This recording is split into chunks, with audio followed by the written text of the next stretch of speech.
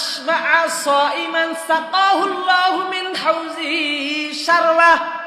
আল্লাহর নবী রহমতের নবী বলেন, কোন বান্দা যদি কাউকে তৃপ্তি সহকারে ইফতার করায়, পেট ভরে ইফতার করায়, এবার কি বললেন?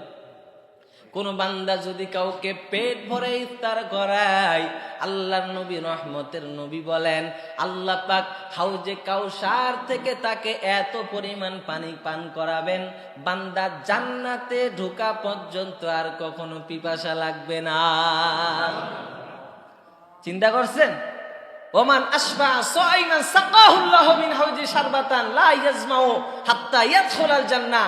নবীজি বলেন, এলাকার যারা ধনী মানুষ আছেন তারা যদি তৃপ্তি সহকারে একবারে গরুর গোশত আরো যত ধরনের আইটেম আছে একবারে তৃপ্তি সহকারে যদি কোনো মানুষকে ইফতার করায়, তাকে আল্লাহ পাক হাউজে কাউসার হতে এত পরিমাণ পান করাবেন যে জান্নাতে ঢোকা পর্যন্ত আর কোনোদিন তাকে পিপাসা লাগবে না। একজন বড় আবেদ ছিলেন, তিনি 500 বছর ইবাদত করেছিলেন। কয় বছর? 500 বছর ইবাদত করার পরে আল্লাহ পাক তাকে প্রস্তাব দিলেন, তুমি তোমার 500 বছরের ইবাদত দ্বারা জান্নাতে যাবা নাকি আমার রহমত দ্বারা জান্নাতে যাবা? 500 বছরের আবেদ বলেছিল, আল্লাহ 500 বছর এমন কোন দিন নাই যে তোমাকে আমি ডাকি নাই, এমন কোন সময় নাই যে আমি তোমাকে ডাকি নাই, সর্ব অবস্থায় 5 ওয়াক্ত নামাজ পড়েছি, আরো কত ধরনের আমল করেছি, আল্লাহ আমার আমল দ্বারাই তো আমি জান্নাতে যেতে পারি। আল্লাহ পাক বললেন, ঠিক আছে, তুমি তোমার আমল দ্বারা জান্নাতে যেতে চাও। এবার আল্লাহ পাক তাকে এমন একটা জাহান্নামের তাপ দিবেন যে ওই বান্দাকে এত পরিমাণ পিপাসা লাগবে, বান্দা বলবে, আল্লাহ আমাকে পানি দাও, পানি দাও। তখন ফেরেশতারা পানি বিক্রি করবে, এই কেউ পানি নিবা কিনা বলো। তখন বান্দা বলবে, 1 গ্লাস আমাকে পানি দাও। বলে, টাকা আসেনি? বলে, টাকা তো নাই। 1 গ্লাস পানির বিনিময়ে কি করতে পারি? বলে, 1 গ্লাস পানির মূল্য হলো 500 বছরের ইবাদত। 1 গ্লাস পানি যদি আজকে খাইতে চাও 500 বছরের ইবাদত দিতে হবে।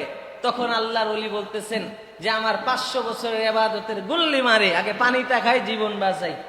আল্লাহর বান্দা তখন পানিটা খায় আল্লাহকে বললেন, আল্লাহ আমার ইবাদতের গোষ্ঠী গিলায় তোমার রহমত দ্বারা জান্নাতে যেতে চাই। তখন আল্লাহ পাক বলবেন, আল্লাহ পাক তো জানে যে এই বান্দা জান্নাতি, পরীক্ষা করলেন আর কি। তখন আল্লাহ পাক তাকে জান্নাত দান করলেন। তাহলে কোন বান্দা যদি কাউকে তৃপ্তি সহকারে কি করায়, পেট ভরে যদি ইফতার করায়, তাহলে তাকে হাউজে কাউসার থেকে এত পরিমাণ পানি পান করাবেন, এমন ভাবে পানি পান করাবেন যে জান্নাতে ঢোকা পর্যন্ত আর কোনোদিন তার পিপাসা লাগবে না। এবার আসেন সংক্ষিপ্ত 1-2 মিনিট। ওয়াহুয়া শাহরুন আউয়ালুহু রহমা। রমাদানের প্রথম 10 দিন হলো রহমতের দিন। কিসের দিন? প্রথম 10 দিন রহমত। ওয়া আউসাতুহু মাগফিরা। মধ্যবর্তী 10 দিন হলো মাগফিরাত। কি? মাগফিরাতের দিন। ওয়া আখিরহু ইতকুম মিনান নার। শেষের 10 দিন হলো নাজাতের। কিসের? শেষের 10 দিন কিসের? মুক্তির দিন, নাজাতের দিন। তাহলে আমরা এই 30 দিন আমল করবো তো ইনশাআল্লাহ। আল্লাহর নবী বলেন, মান খাফফাফা আন মামলুকিহি ফিহি গফরাল্লাহু লাহু ওয়া আতাকাহু মিনান নার।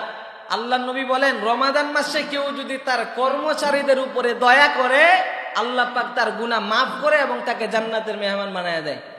রমজান মাসে আপনাদের দোকানে যারা কর্মচারী আছে তাদের উপরে দয়া করবেন, রহম করবেন।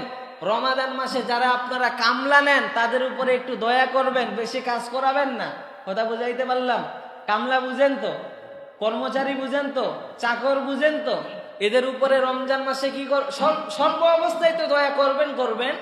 রমজান মাসে দয়া করার ফজিলত হলো যে কেউ যদি তার কর্মচারীর উপর দয়া করে, রহম করে, আল্লাহ পাক তার গুনাহগুলো মাফ করে এবং তাকে জাহান্নামের আযাব থেকে মুক্তি দেয়। সুবহানাল্লাহি ওয়া বিহামদিহি। তাহলে আমরা চেষ্টা করবো তো ইনশাআল্লাহ। 10-12 দিন পর হয়তো বা তারাবি শুরু হয়ে যাবে। আপনারা তারাবি ফের কেমন যে পড়েন জানি না। 8 রাকাত পরে চলে যান নাকি ফের? 20 রাকাত পড়েন 3 দিন, বাকি 27 দিন মাপ নাকি পুরা 30 দিন পড়েন? 30 দিন পড়েন তো ইনশাআল্লাহ। নাকি ফের 8 রাকাত পড়ার পর 3 কাতার খালি হয়ে যায়? এটা তো কিছু কিছু খালি হয়। আচ্ছা, তারাবির বয়ান শুনবেন, 8 রাকাত না 20 রাকাত সবকিছু আলোচনা হবে ইনশাআল্লাহ। তবে 20 রাকাত পড়ার চেষ্টা করবে ইনশাআল্লাহ।